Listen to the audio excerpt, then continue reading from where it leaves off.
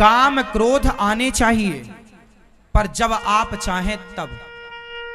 ये सारे आपके कंट्रोल में होने चाहिए। मैं जब चाहूंगा तो मुझे गुस्सा आएगा। आप मुझे कितनी भी गाली देते रहो, आप मुझे गुस्सा नहीं दिला सकते, आप मुझे क्रोध नहीं दिला सकते। आप मुझे कितना भी गाली दो, मुझे गुस्सा नहीं आएगा। गुस्सा तब ही आएगा जब मैं स्वयं चाहूंगा कि हाँ जी यहां गुस्से की जरूरत है, यानी आ जाएगी। आप मुझे गाली देते रहो, मुझे गुस्सा नहीं आएगी, क्योंकि मैं आपके इशारों पर नहीं नाचता, मेरा मन मेरे इशारों पर नाचता है। जिसका मन जिसके हिसाब से नाचता है ना, वो सफल है। आपका कंट्रोल आपके बेटे पर बाद में बने, आपका कंट्रोल आपकी पत्नी पर, परिवार पर बाद में बने, पर आपका कंट्रोल आपके मन पर पहले होना चाहिए। यदि है तब तो आप जितेंद्रिय हैं। हमारा देश, हम किसी राजा महाराजा को जीतने पर विश्वास नहीं करते, हम किसी राजा को नहीं जीतना चाहते। हम भारतीय हैं, हम अपने मन को जीतना चाहते हैं। पूछो उन राजाओं से जिन्होंने सैकड़ों राजाओं को जीता, पूछो उन राजाओं से कि क्या तुमने सैकड़ों राजाओं को जीत कर भी क्या तुमने अपने मन को जीता? और मन को नहीं जीता तो सैकड़ों राजाओं को जीत कर भी आप दुखी ही रहेंगे। सुखी व्यक्ति तब होगा जब अपने मन को जीतेगा। इस संसार में सुखी वही हो सकता है जिसने अपने मन को जीता हो। और जीतना मतलब कंट्रोल। जब आप चाहेंगे तब क्रोध आएगा, जरूरत पड़ने पर लोभ आएगा, वरना लोभ नहीं। 1 करोड़ रुपया किसी का पड़ा हो, मैं कभी उस पड़े हुए पैसे की ओर, पड़ा हुआ सोना हो, कुछ भी मैं कभी देखता नहीं। उठाने की तो छोड़ो, देखता भी नहीं। जो मेरी कमाई का है, मेहनत का है, वो 1 रुपए क्यों ना हो, वो मेरे लिए बड़ा है। पर व्यर्थ का करोड़ों पड़ा हो, मेरे लिए माटी है। लोभ हो, अपने पैसे का हो, अपने मेहनत के पैसे का लोभ हो, भाई ये मेरा है, मेरी मेहनत का है, ये मेरा है। लेकिन आपका पड़ा है 1 करोड़ रुपया, मुझे मतलब नहीं। लोभ होना चाहिए, अपने का लोभ रखो ना। कंट्रोल मन होगा, कंट्रोल में मन होगा तो ये स्थितियां उत्पन्न होंगी। मन कंट्रोल केवल अपने पति और अपनी पत्नी को देखकर ही मन में काम का संचार हो। किसी और स्त्री को, हमारे गुरुजी एक दिन बता रहे थे कि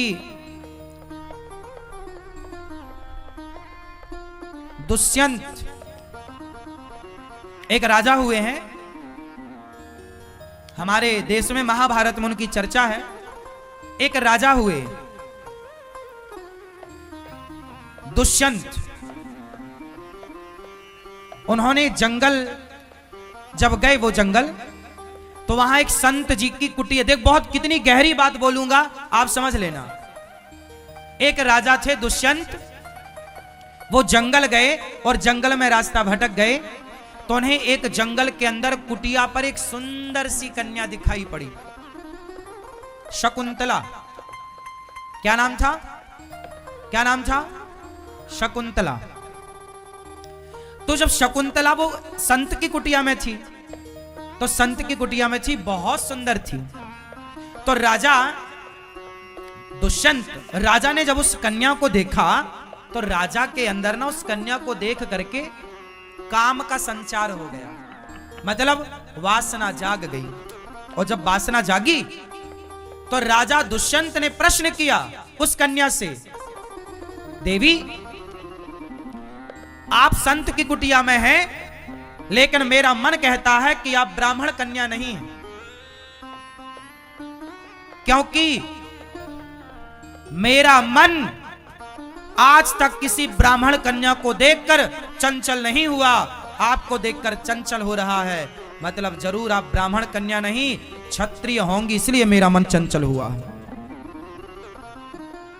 तब उस कन्या ने बोला कि हाँ महाराज, मेरे माँ बचपन में ये संत जी के पास छोड़ के चली गई थी और उन्होंने लालन पालन किया है। संत जी मुझे बेटी के रूप में रखते हैं, पर मैं ऋषि कन्या नहीं हूं, क्षत्राणी हूं।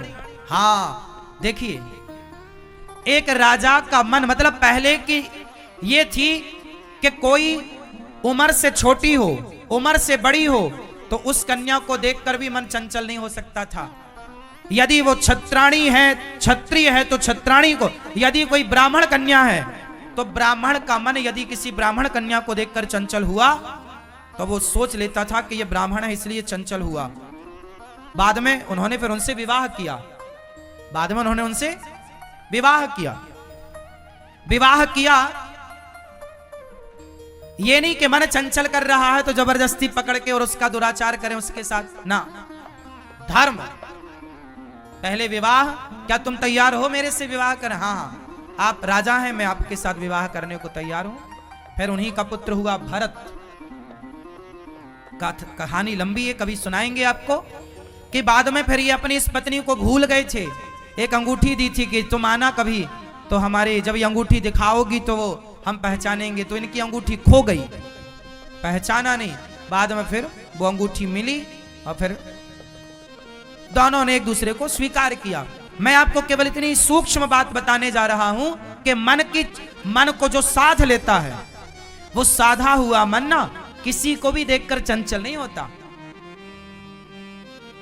इसलिए आज 99.99 लोग ऐसे हैं जो अपने मन से कभी बात करते ही नहीं है, जो कभी अपने मन को सही गाइड करते ही नहीं है, जो कभी अपने मन को सही दिशा देते ही नहीं है, जो कभी अपने मन को समझाते ही नहीं है, जो कभी अपने मन को डांटते ही नहीं। तुलसीदास जी डांट रहे हैं, रे मन तू सत्संग कर, छोड़ जगत की रीत, अंत समय पछताएगा जब आयु जाएगी बीत।